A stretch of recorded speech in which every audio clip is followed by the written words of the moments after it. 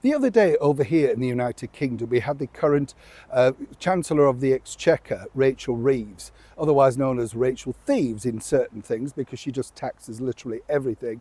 Clueless, has no idea, lied on a CV and somehow remains in such a high position.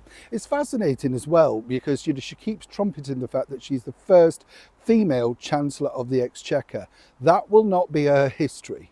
Right, she's the first person also to block a review of her spending critique, right? That's how big this stuff is.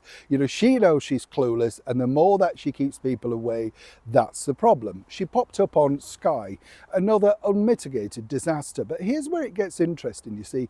Behind the scenes, chums, they have a media room at number 10 Downing Street, all paid for by you, yes, and they had it refurbished in Labour colours for around about £80,000. They have their own on-site videographer who films all of these interviews and run-throughs with a media advisor. Now, let me tell you, I was offered a position in number 10 to talk and guide people through media training.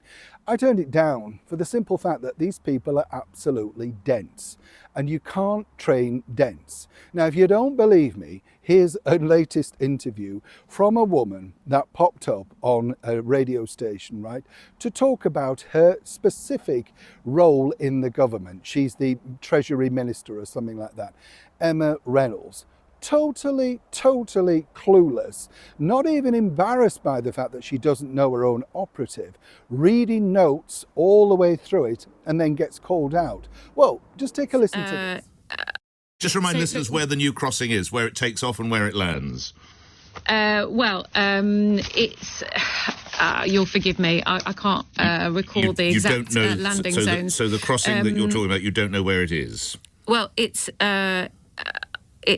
the Lower Thames crossing, yes, which has been in planning for many years. It's almost as if you were reading from a piece of paper there, isn't it? you don't actually know where it takes off from or where it lands, do you?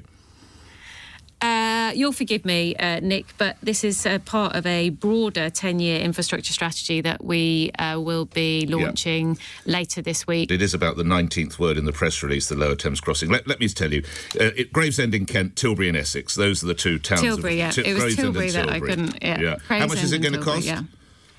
Well, it's going to cost quite a lot of money, but we today are announcing £590 million towards that cost. How much is the crossing going to cost, Secretary? Well, overall, it's going to cost several £billion. How many? You don't know that either, do you, actually? Well, it has already cost quite a lot of money. I don't wish to be rude to you personally. Is there much point continuing this conversation? Because you don't know where a bridge starts, you don't know where it ends, and you don't know how much it costs. So is there any point continuing? As I said, the money that we are putting in is crucial to unlocking this project, which has been years in planning. Secretary, you don't know how much it is. Well, it's several billion, as I've said. It's 10 billion, to put you out of your misery. 10 billion. Yeah, so it's not several, it's 10.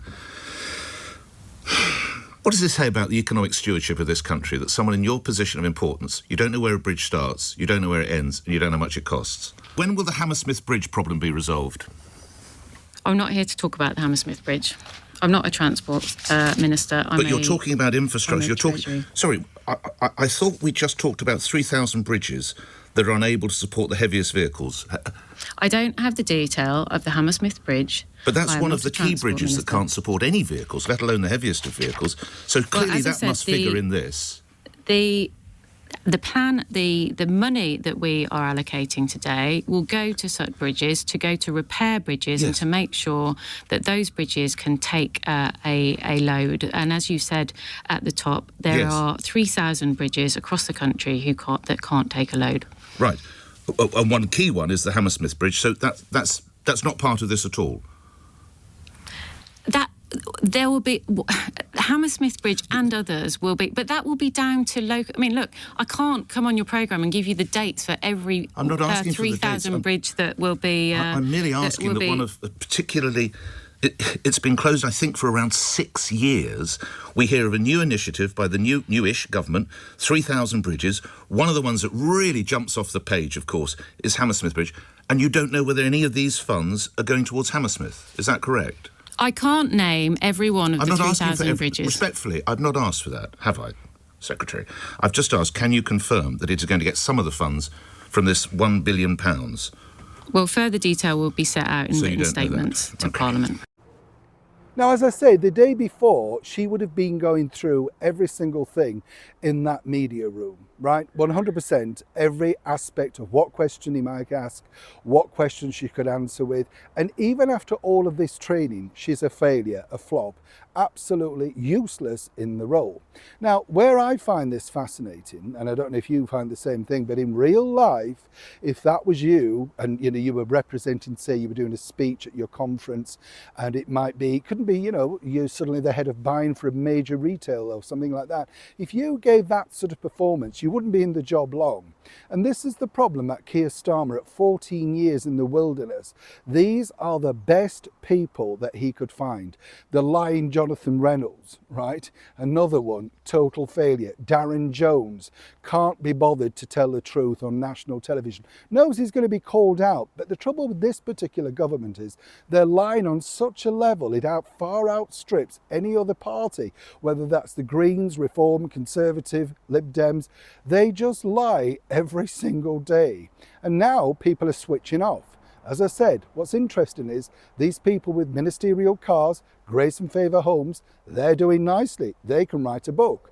The local MPs who fought long and hard in their constituencies to get the people to back Labour, along like the celebrities with Elton John, James Norton, Beverly Knight, Jason Manford, all of that list of people, John Richardson, remember, they are not your friend.